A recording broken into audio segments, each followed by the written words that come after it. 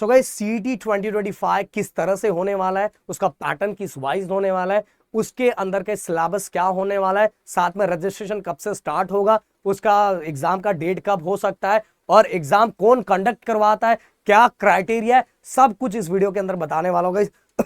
Sorry, वैसे मैंने आपको सुबह ही बताया था, सुबह वाले वीडियो में आपने सुना ही होगा कि ऑलरेडी आज बहुत ज़्यादा मतलब कि मेरी तबीयत बहुत ज़्यादा ख़राब है, फिर भी संडे के दिन स्पेशल वीडियो मेरा जाता है।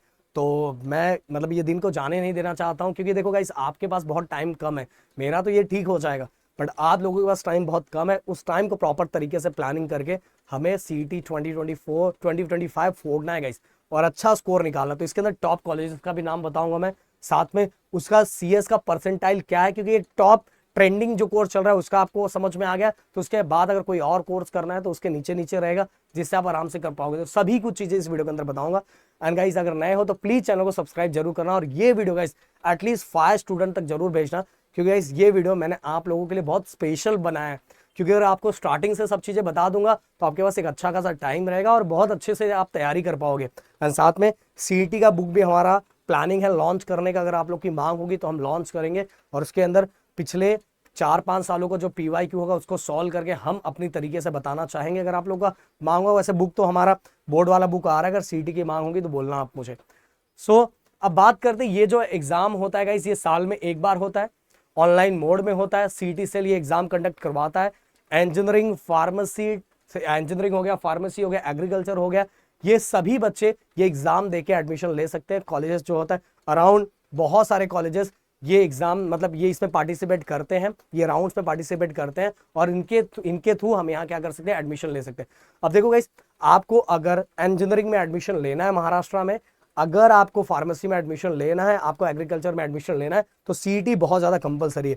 एक चीज जरूर मैं बोलना चाहूंगा कि हम लोग, हमारी नसीब बहुत अच्छी है कि हम महाराष्ट्र के अंदर है और महाराष्ट्र के अंदर बहुत सारे ऐसे कॉलेजेस है जो बाहर के स्टूडेंट तरसते हैं इन कॉलेजेस में आने के लिए, और उनको आने के लिए जेईई मेंस का एग्जाम देके आना पड़ता है, जो अपने एग्जाम्स के कंपैरिजन में डिफिकल्ट होता है गाइस। बताना चाहूंगा बहुत सारे जगह हो सकता है आप ये सुनोगे कि नहीं दोनों एग्जाम ऐसा ही होता है डिफिकल्टी, या तो आपने वो पेज पे जो सीटीसीएल का पेज है उस पर भी लिखा रहता है कि ये यहाँ जो क्वेश्चन आते हैं वो जेईई मेंस के लेवल पे आते हैं। पर बताना चाहूंगा जेईई मेंस के जो सबसे सिंपल क्वेश्चन होते हैं वो हमारे सबसे डिफिकल्ट क्वेश्चन होते हैं, और यहाँ माइनस मार्किंग भी नहीं होती। इसीलिए यहाँ हम कम मेहनत करके अपने बोर्ड के साथ में बैलेंस करके हम एक अच्छा खासा कॉलेज पा सकते हैं गाइस। ओके, इसीलिए आपके दिमाग में ये विजन होना चाहिए कि अगर आप पहले ये सोच पाओ कि आप कर पाओगे, वो कर पाओगे तो ठीक है, नहीं कर पाओगे तो आपके पास ये बहुत बेटर ऑप्शन है। और उसी लेवल का कॉलेज, मैं बोल रहा हूँ आईआईटी के लेवल का कॉलेज अपने को सीईटी के थ्रू मिलता है। ऐसे कॉलेजेस अपने महाराष्ट्र के अंदर है गाइस। मतलब इसीलिए बोला कि हमारी किस्मत बहुत अच्छी है कि हम यहाँ हैं और उसका फायदा उठाओ गाइस, समझ में। इसीलिए आप इन चीजों पर फोकस करो। अब इसके बाद पीसीएम, अगर जो बच्चे दे रहे हैं मतलब पीसीएम के थ्रू दे रहे हैं, तो अगर जैसे किसी का पीसीएम भी है तो पीसीएम पीसीबी दोनों दे सकता है, समझ में। और पीसीएम के थ्रू इंजीनियरिंग और फार्मेसी में एडमिशन ले सकते हैं। फार्मेसी बहुत सारे लोगों को नहीं पता है, बहुत लोगों को लगता है कि बस पीसीबी के थ्रू ही फार्मेसी में एडमिशन होता है, ऐसा नहीं है। पीसीएम के थ्रू भी आप एडमिशन ले सकते हो एंड पीसीबी के through guys agriculture and pharmacy में एडमिशन आपको मिल सकता है। इसके साथ ही गाइस मैं आपको एक चीज और बताना चाहूंगा, जो यहाँ क्राइटेरिया है वो आपका ओवरऑल, चलो मैं इसको आगे बताता हूँ। पहले ये जो रजिस्ट्रेशन डेट है, अगर मैं पिछले साल की बात करूँ 16 के आसपास स्टार्ट हुआ था, तो मतलब जैन में आप समझ लो कि जैन मिडल में आपका रजिस्ट्रेशन स्टार्ट हो जाएगा। और रजिस्ट्रेशन का बिल्कुल टेंशन मत लो, डिस्क्रिप्शन में प्रदीप गिरी अपडेट जो स्पेशली 12th के लाइव सेशन और सीईटी के लिए हमारा वो चैनल है, तो उसको सब्सक्राइब करके रख लो। जैसे रजिस्ट्रेशन स्टार्ट होगा कैसे क्या क्या करना है सभी चीजें वो चैनल पे हम बताते हैं, तो गाइस उसको सब्सक्राइब करके रखना बहुत जरूरी है। वैसे आपने सब बच्चे जानते भी होंगे। अब क्राइटेरिया की अगर मैं बात करूं तो 12th स्टैंडर्ड का एग्जाम आपने दिया होगा, बोर्ड एग्जाम आपका होना चाहिए। साथ में गाइस आप अगर आपका मतलब जो क्राइटेरिया है 45% आपका होना चाहिए पीसीएम के अंदर। पीसीएम के अंदर अगर 45 है तो आप एग्जाम में आप मतलब कि आपका फॉर्म ही नहीं भरा जाएगा, समझ में। जब कैप प्रोसेस चलेगा तो उस समय आपका फॉर्म ही भरा नहीं जाएगा। इसीलिए पीसीएम के अंदर आपका जब रिजल्ट आए तो एटलीस्ट 45% होना चाहिए, 45%। और जिनका कास्ट है उन बच्चों का 40% होना चाहिए, तो आप फिल कर पाओगे, नहीं तो आप राउंड से बाहर हो जाओगे। अब अगर इनकेस अब बहुत सारे बच्चे सीएस लेते हैं, बहुत सारे बच्चे आईटी लेते हैं, अदर वोकेशनल सब्जेक्ट लेते हैं, तो गाइस अगर आप पीसीएम ग्रुप है तो आप केमिस्ट्री हटा के, अगर आपका आईटी है, आईटी लेके अगर आपका ऐड करके 45 हो रहा है तो भी भाई 45% हो रहा है तो भी आपकी लाइफ मतलब बल्ले बल्ले हो जाएगा। मतलब अगर टोटल मार्क्स की बात करूँ तो 135 मार्क्स आपका हो रहा है। अगर मान लो ये दोनों को ऐड करके नहीं हो रहा तो केमिस्ट्री को निकाल, फिजिक्स और मैथ कंपलसरी इसके अंदर होता है, केमिस्ट्री को आप रिप्लेस कर सकते हो विद आईटी सीएस। अब सीएस 200 मार्क्स का होता है, बहुत सारे बच्चे 200 मार्क्स ऐड करके बताते हैं, ऐसा नहीं होता भाई। 200 को हाफ में से डिवाइड किया जाता है। अगर मान लो जैसे एग्जांपल ऐसा मैं लेना चाहूंगा कि अगर मान लो 100 मार्क्स आपको मिले, 200 में से 100 मार्क्स मिले तो 100 का भी हाफ किया जाता है, बस 50 मार्क्स कंसिडर किया जाता है, समझ में आया? तो इसलिए इतना खुश मत हो जाना। और ये सीओसी मेरा 200 मार्क्स का है और टीचर तो स्कूल में 170 मार्क्स दे ही देगी, तो 135 मार्क्स तो भाई का हो जाएगा, कोई टेंशन नहीं। नहीं भाई, उसका हाफ कर दिया जाता है, ये बहुत सारे कम जगह आपको बताया जाता है। तो अदर वोकेशनल सब्जेक्ट और आईटी सीएस ये सभी को लेके अगर आपको 135 मार्क्स हो रहा है ओपन वाले बच्चों के लिए और कास्ट वाले बच्चों के लिए 120 मार्क्स, तो भाई आप मतलब वो राउंड में जा सकते हो। जो कैप प्रोसेस होता है उसको आप मतलब अप्लाई कर पाओगे। पीसीबी के लिए भी सेम है।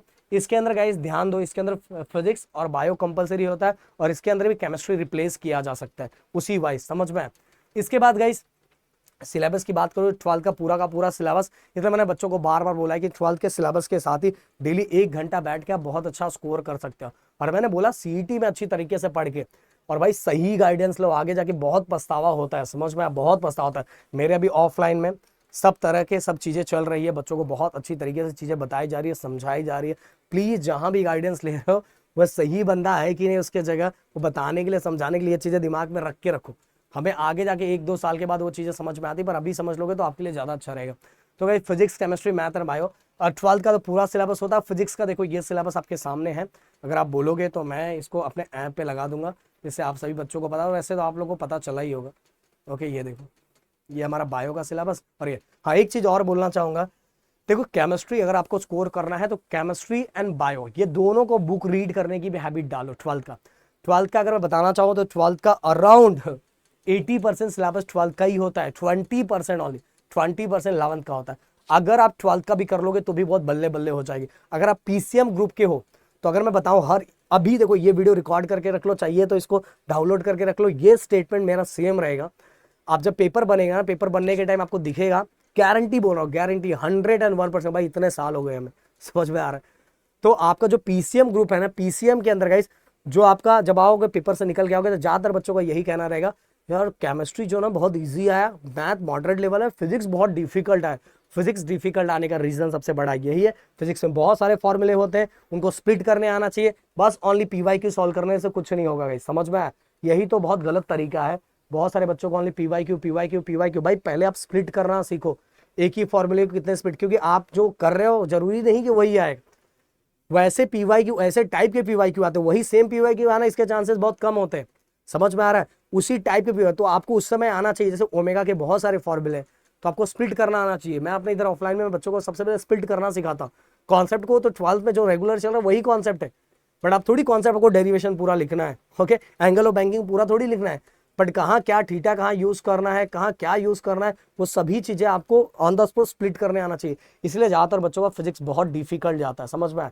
अब मैं बता रहा हूँ फिजिक्स के अंदर ना, अगर आप कुल मिला के 35 मार्क्स भी निकाल लेते हो तो भी आप बहुत अच्छा, बट मेनली आपको फोकस, अगर पीसीएम ग्रुप है तो मैथ और केमिस्ट्री ये दोनों में स्कोर बहुत अप होता है। अगर ये दोनों में स्कोर आपने अच्छा कर लिया तो आपका ओवरऑल पता भी नहीं चलता फिजिक्स में मार्क्स कम आता है, क्योंकि यहाँ परसेंटाइल होता है ना, और परसेंटाइल का फायदा हो जाता है। परसेंटाइल क्या होता है, अगर आप लोग की मांग होगी तो उससे रिलेटेड वीडियो भी मैं लेके आऊंगा, समझ में आया? और पीसीबी ग्रुप है तो गाइस आपके लिए तो बहुत अच्छी बात है, केमिस्ट्री एंड बायो, और बुक रीड करना स्टार्ट करो। केमिस्ट्री का, बायो का, ये बुक आपको रीड करने की हैबिट डालनी चाहिए गाइस। अब नीट वाले बच्चे हो तो एनसीईआरटी का भी। इसके बाद गाइस अगर मैं एग्जाम की बात करूं तो 22 अप्रैल से इस बार स्टार्ट हुआ था, पहले बहुत बार डिले हो गए, स्टार्ट हुआ था 20 अप्रैल, जो कि बहुत जल्दी माना जाता है, मतलब जल्दी नहीं, सही टाइम पे इस बार स्टार्ट हो गया था 22 अप्रैल से। पहले पीसीबी वाले बच्चों का स्टार्ट हुआ, देन पीसीएम। पहले ऐसा नहीं होता था, पहले पीसीएम वाले बच्चों का स्टार्ट होता देन पीसीबी, बट इस बार उल्टा हो गया, पहले पीसीबी वाले बच्चों का स्टार्ट हुआ देन पीसीएम। तो इसके आजू बाजू में आप समझ लो कि आपका, और इस बार कैसा होगा कि एग्जाम भी 10 दिन पहले होने वाला है, तो थोड़ा आपको बीच में टाइम मिल जाएगा। इसके बाद guys total number of student अगर मैं बात करूँ 23-24 में, तो आपको दिखाई दे रहा है 6,36,804 स्टूडेंट ने रजिस्ट्रेशन किया था, और एग्जाम देने कितने बच्चे गए, 5,91,135, क्योंकि गाइस इसके अंदर ड्रॉपर बच्चे भी रहते हैं, वो भी एग्जाम देते हैं, तो 92% बच्चे प्रेजेंट थे। अब देखो गाइस सीट्स की बात करें तो मैं बताना चाहूंगा जेईई के कंपैरिजन में अगर रेशो निकाला जाए तो अगर मैं आईआईटी की बात करूं और इसके रेशो की बात करूं, मैंने बोला यहाँ कुछ कॉलेजेस उनके लेवल का प्लेसमेंट वहाँ मिलता है, समझ में। आईआईटी का तो अभी मैं वीडियो बनाने वाला हूं, आपने सुना जो अपना मुंबई जो आईआईटी है, मुंबई में जो आईआईटी है उसका अभी क्या मतलब बहुत बुरा हाल रहा, जो रिजल्ट मतलब कि जो प्लेसमेंट हुआ उसके अंदर मैं बताना चाहूंगा कि जो सबसे कम प्लेसमेंट हुआ 33,000 के, मतलब फीस उतना, वहाँ का फीस आप सुनोगे, सर्च करो जाके, 33,000 आईआईटी का हम सोच भी नहीं सकते। मतलब हमारे दिमाग 33,000 पर मंथ, मतलब 5-6 लाख का भी पैकेज लगा है आईआईटी जैसी जगहों पे। तो समझ रहे हो कंपटीशन कितना टफ है। आपको अपने स्किल्स को डेवलप करना पड़ेगा। देखो आप ओनली पॉइंटर स्कोर कर लेने से, मार्क्स स्कोर कर लेने से नहीं, करंट क्या चल रहा है, आप सबसे हटके कैसे दिखोगे, ये सभी चीजें मैं बताऊंगा धीरे धीरे गाइस। अपना इंजीनियरिंग का अपना चैनल भी है, आपने देखा भी हो, स्पेशली हम लोग इसी फील्ड से हैं, तो आप टेंशन नहीं लेना। और हमारे तो कंटिन्यू कोर्सेज उसके ऊपर चल रहे हैं, और ऐप पे भी अगर आप हमसे जुड़ना चाहते हो तो डायरेक्ट जुड़ के हमसे पढ़ सकते हो गाइस। और देखो इसके अंदर टोटल प्रेजेंट 92.83% बच्चे थे। अब कुछ कॉलेजेस का नाम बता रहा हूँ जिससे आपको थोड़ा एक मतलब कि आएगा दिमाग में कि भाई मुझे कितनी पढ़ाई करनी है। अब ये लेके टेंशन मत लेना, हुई सर 99.96, अरे सर इतना परसेंट कैसे आएगा। अरे भाई परसेंटाइल है, समझ में, परसेंटाइल है। मैं देखता हूँ मेरे इधर बहुत सारे कुछ मतलब कुछ ऑफलाइन क्लासेस है जो 99 पॉइंट नहीं, इसलिए तरह से हाईलाइट करते हैं, जिन पेरेंट्स को पता नहीं रहता उनको लगता है अरे बाप रे 99.99 आया है, ऐसा ऐसा। तो भाई ऐसा कुछ नहीं है, परसेंटाइल है, और वो किस तरह से डिसाइड किया जाता है ये स्पेशल वीडियो में बताऊंगा। सीओईपी नंबर 1 मतलब ड्रीम कॉलेज है भाई, ड्रीम कॉलेज, समझ में, 99.96 परसेंटाइल, मतलब इस बार कट ऑफ था सीएस के लिए। इसके बाद गाइस वीजीटीआई की अगर बात करूं तो 99.96। इसके बाद गाइस वीआईटी की बात करूं तो देखो वीआईटी की अगर Sardar Patel institute of technology 99.81, 99.81 समझ में है। और अगर Sardar Patel institute of technology की बात करूं तो 99.81 ये भी है, और ये 99। और अगर मैं बात करूं Pune institute of computer technology तो 99.75, समझ में रहा है। पीआईसीटी का दिमाग में सोच लो, समझ में आ रहा है, पीआईसीटी का भी 99.75, तो आपको आपका स्कोर 99 के ऊपर होना चाहिए। हम 99 के ऊपर होना चाहिए सर, ये तो बहुत डेंजर बता दिया सर। अरे भाई प्रदीप सर ने जो बोला ना, अगर आपका इंजीनियरिंग में एडमिशन आप लेना चाहते हो तो 100 की सीधी बात, मैथ और केमिस्ट्री ये बहुत अच्छा करके रखो।